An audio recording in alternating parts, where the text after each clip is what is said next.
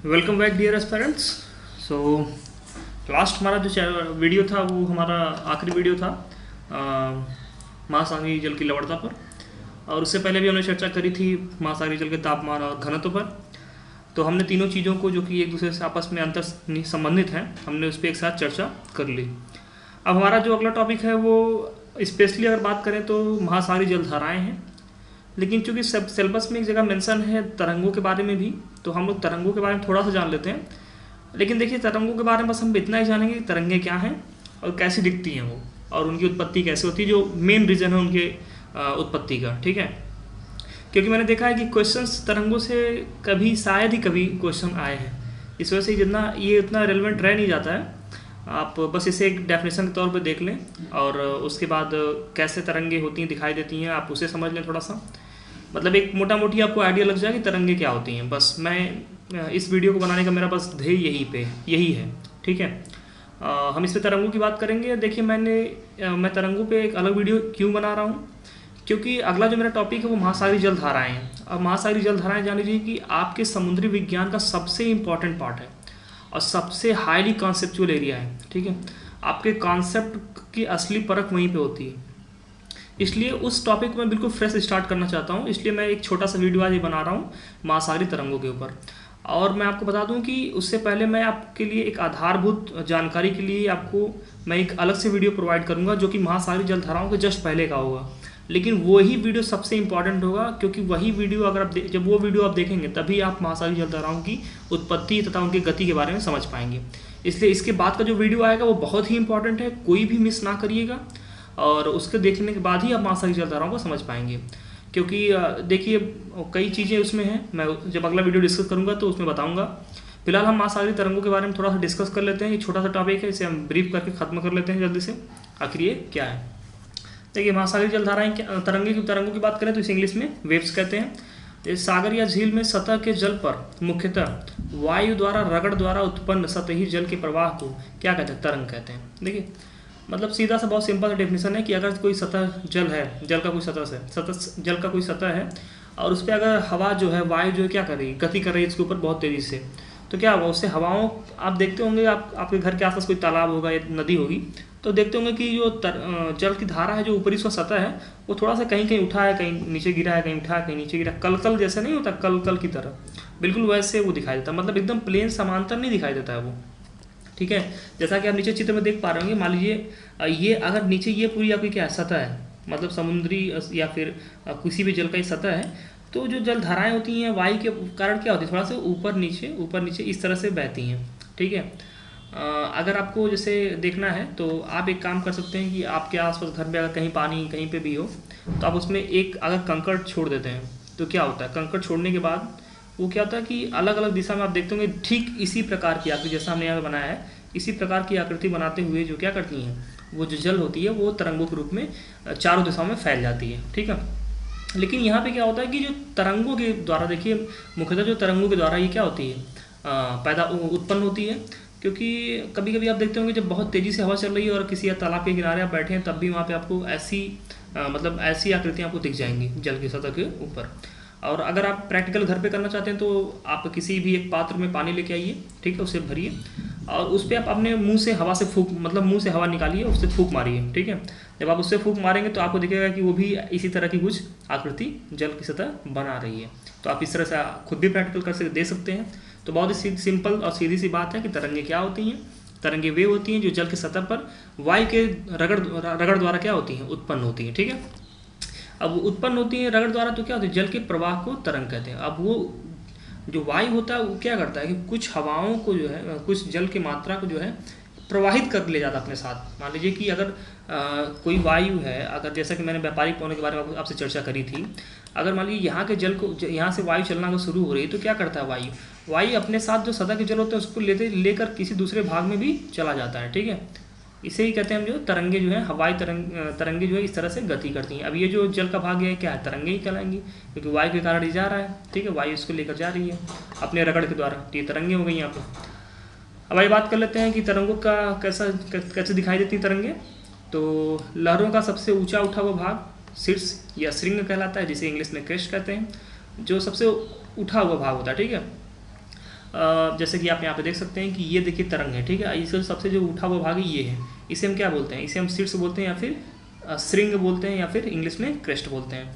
तो ये तरंगों का सबसे उठा हुआ भाग है, इसे ही तरंगों का क्या बोलते हैं, हम शीर्ष बोलते हैं, ठीक है। तथा सबसे नीचे का दबा हुआ भाग गर्त या ट्रो कहलाता है। ये जो नीचे वाला भाग ये क्या है, गर्त है या फिर ट्रो कहलाता है, ठीक है।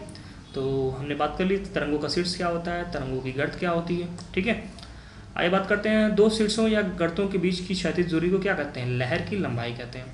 चाहे आप इन दो शीर्षों के बीच की बात कर लें, चाहे ये दो, एक शीर्ष ये है एक शीर्ष ये है, इन दोनों के बीच की बात कर लें, चाहे आप दो गर्तों, एक गर्त ये है एक गर्त ये है, इन गर्तों के बारे में बात कर लें, इनके बीच की जो दूरी होती है उसे क्या कहते हैं, तरंग दैर्घ्य या फिर वेब लेंथ कहते हैं। मतलब जो तरंगे चल रही है उसकी लंबाई कितनी है, ठीक है। जो तरंगे चल रही है उसकी लंबाई कितनी, देखिए एक शीर्ष से दूसरे शीर्ष तक पहुँचने में जो ये डिस्टेंस कवर करती हैं वो डिस्टेंस क्या है यहाँ पे, वेब लेंथ कहलाती है, ठीक है। तो आई होप आपको ये चीज़ें समझ में आ रही होंगी। बहुत ही सिंपल चीज़ है तरंग, कोई भी इसमें बहुत ही तकनीकी बात नहीं है। और दो चीज़ें आइए हम और जान लेते हैं आज के इस वीडियो में, और यहीं तक फिर हम रोक देंगे, इतना हमारे लिए इनफ है। बात करें अगर रचनात्मक तरंगों की, तो रचनात्मक तरंगें क्या होती हैं कि दीर्घ तरंगें होती हैं, ठीक है। पहली बात तो ये तरंगें क्या होती हैं, तरंगें बहुत दीर्घ होती है। जैसे देखिए हमने ऊपर जो देखा उसमें तरंग दैर्घ्य की लंबाई क्या होती है, कम थी, यहाँ पे तरंग दैर्घ्य जो है ज़्यादा है, मतलब कि वेब लेंथ यहाँ पे ज़्यादा होती है। दीर्घ तरंग दैर्घ्य मतलब कि बड़ी वेब लेंथ होती है यहाँ पे। एवं निम्न आवृत्ति वाली सागरी तरंगे रचनात्मक स्वभाव वाली होती हैं, मतलब वेब लेंथ ज़्यादा हो लेकिन जो फ्रीक्वेंसी हो क्या हो, कम हो, ठीक है। वेब लेंथ ज़्यादा हो लेकिन फ्रीक्वेंसी कम हो। देखिए फ्रीक्वेंसी का मतलब ये है ना कि यहाँ पे कि फ्रीक्वेंसी का यहाँ पे मतलब ये है कि अगर मान लीजिए कि कोई तरंग है, ठीक है, तो वो जितना जल्दी ऊपर नीचे मतलब जाती है, ये क्या है, फ्रीक्वेंसी से क्या तेज़ी से देखिए बढ़ रही है, मतलब बढ़ रही फिर घट रही फिर बढ़ रही फिर घट रही। लेकिन जब ये क्या करती है, बहुत ही आराम से ऐसे जाती है, तो क्या फ्रीक्वेंसी इसकी कम है, ठीक है, आप देख पा रहे होंगे। तो ये फ्रीक्वेंसी यहाँ पे कम है, मतलब इसकी आवृत्ति जो है पर सेकंड जो आवृत्ति कर रही है ये क्या है, कम है। लेकिन यहाँ पे देखिए जितना ये यहाँ से दो डिस्टेंस कवर करा उतनी बार में ये दो बार क्या हो रही है, ऊपर नीचे हो जा रही है, ठीक है। तो यहाँ पे इसकी फ्रीक्वेंसी ज़्यादा है, यहाँ पे इसकी फ्रीक्वेंसी कम है। तो इसी के बारे में हम चर्चा कर रहे हैं कि दीर्घ तरंग दैर्घ्य एवं निम्न आवृत्ति वाली सागरी तरंगें रचनात्मक स्वभाव की होती हैं क्योंकि पुलिनों का निर्माण करती हैं। देखिए पुलिन क्या होता है, मुख्यतः ये देखा जाए तो सागरी जल के जो है गीले जो है पदार्थ होते हैं, जो मलबे टाइप होते हैं, जो सागर अपने मतलब सागरी तरंगे क्या करती हैं, अपने साथ लेकर आती हैं तटों के पास में या फिर तटों से थोड़ी दूर पे क्या करती हैं वो मतलब कि गीली मिट्टी जैसे होती है ये, तो गीली मिट्टियों का क्या करती है, ढेर लगाना शुरू कर देती हैं। और जब गीली मिट्टियों का ढेर लगाती हैं तो धीरे धीरे वो क्या ऊँचा होने लगता है, ठीक है। और अगर यही क्रिया तटों के पास होती है तो उससे भी क्या होता है, यहाँ पर पुलिनों का निर्माण होता है, तो वहाँ पे भी ये लाके पुलिनों का मतलब निर्माण करती हैं, लाके गीली मिट्टियाँ लाके छोड़ती हैं, जो भी अपने साथ ये लेकर आती हैं, तो उससे तट का निर्माण होता है, ठीक है। तो इसलिए इसे कहते हैं रचनात्मक, मतलब ये कुछ नुकसान नहीं करती बल्कि चीज़ों को बनाती हैं, इसलिए इसको रचनात्मक तरंगें कहते हैं, कंस्ट्रक्टिव वेव्स कहते हैं, ठीक है। तो ये जो होती हैं सबसे बड़ी बात इनकी जो पहचान की होती है वो क्या होती है, दीर्घ तरंग दैर्घ्य होती है इनकी, और जो आवृत्ति होती है वो क्या होती है, निम्न होती है, ठीक है। आइए दूसरी बात कर लेते हैं अब, जो हमारे पास है वो है हमारे पास विनाशी तरंग दैर्घ्य या डिस्ट्रक्टिव वेव्स, ठीक है। तो इसमें क्या होता है कि ठीक इसके उल्टा होता है, जैसे आपकी रचनात्मक होती है ठीक इसके उल्टा होता है। छोटी तरंग दैर्घ्य होती है, उच्च आवृत्ति वाली होती है, जैसा कि आप देख पा रहे हो हाई फ्रीक्वेंसी यहाँ पे है, ठीक है। और तरंग दैर्घ्य आप देख पा रहे हैं बहुत छोटा है, देखिए बस वेवलेंथ इसकी यहाँ से यहाँ तक है, या फिर यहाँ से देखें तो यहाँ से यहाँ तक है, ठीक है। ये क्रस्ट है, ये ट्रू है। तो इनकी तरंग दैर्घ्य बहुत छोटी होती है तथा उच्च आवृत्ति वाली होती हैं। सागरी तरंगे विनाशकारी होती हैं, ठीक है। मतलब ये सागरी तरंगे जिनकी तरंग दैर्घ्य छोटी होती है तथा आवृत्ति जिनकी उच्च होती है, ज़्यादा आवृत्ति की होती है, वो क्या होती है, विनाशकारी होती है। क्यों विनाशकारी होती हैं, क्योंकि ये जो पुलिनों को नष्ट कर देती हैं। मान लीजिए कोई अगर तरंग बहुत ही स्पीड में आएगी तो जो भी उसके मार्ग में आएगा क्या करेगा, उसको बिल्कुल तोड़ फोड़ के विनाश करके चला जाएगा, ठीक है।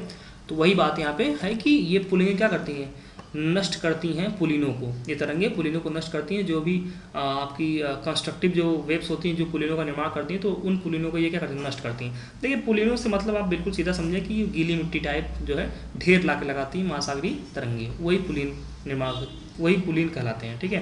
कोई बहुत ऐसे तकनीकी बात इसमें नहीं है। तो ये क्या कहते हैं, तथा तटों से टकराकर उनका अपवर्तन करती हैं। तथा ये जब तटों से टकराती हैं, ठीक है, सागरीय क्षेत्र में जब तटों से टकराती हैं तो वो क्या करती हैं, उनको काटती हैं, मतलब उनका अपरदन करती हैं, जिससे क्या होता है, उनका विनाश होता है। मतलब तट क्या होते हैं, विनाश होते हैं, तटों का विनाश यहाँ पे होता है, जिस कारण भी इन्हें क्या करते हैं, विनाशी तरंगे। मतलब ये कुछ निर्माण नहीं करती हैं, बस केवल क्या करती हैं, विनाश करती हैं, इस कारण इन्हें विनाशी तरंगे कहते हैं। ठीक है, तो ये रहा हाई फ्रीक्वेंसी वेव्स और ये रहा आपका क्रेस्ट 2 रहा। तो मैंने आपको चर्चा कर दी कि तरंगे क्या होती हैं, एक बार फिर से ब्रीफ कर देते हैं। देखिए, तरंगे वे होती हैं जो सागर या झील में सतह के जल पर मुख्यतः वायु द्वारा रगड़ द्वारा उत्पन्न सतही जल के प्रवाह को कहते हैं। वायु के द्वारा जब रगड़ से उत्पन्न होती सतही जल में जब क्या होता है, एक वेग, एक प्रवाह उत्पन्न होता है, तो उसे हम क्या कहते हैं, तरंग कहते हैं। इस तरह से चलती हैं, आप सतह पे देख सकते हैं। अपने घर पे भी आप किसी पात्र में पानी लेकर उस पर फूंक मार के आप देख सकते हैं कि किस तरह से जब हवा का जब रगड़ उस सतह पर जाता है तो उसमें जो है इसी तरह की कुछ गति हो जाती है। ठीक है, तो दोस्तों आज का था ये हमारा वीडियो। अब हम मिलेंगे अपने अगले वीडियो में, जिसमें हम स्टार्ट करेंगे जलधाराओं को, जो कि बहुत ही इंपॉर्टेंट है। इस जान लीजिए कि आप इतना समझ लीजिए कि ओशियनोग्राफी का अगर सबसे कोई इंपॉर्टेंट पार्ट है तो वो समुद्री जलधाराएं हैं। और उसको बताने से पहले मैं आपके लिए कुछ बेस तैयार करूंगा। उस बेस को पहले आप जरूर देखेंगे, जो अगला ही वीडियो हमारा होने वाला है। अब बिना उस बेस को देखेगा आप अगला उसके बाद का वीडियो समझ नहीं पाएंगे, इसलिए आप सभी लोग जरूर से उस वीडियो को देखिएगा। तो चलिए ठीक है, फिर मिलते हैं अपने अगले वीडियो में, तब तक के लिए नमस्कार।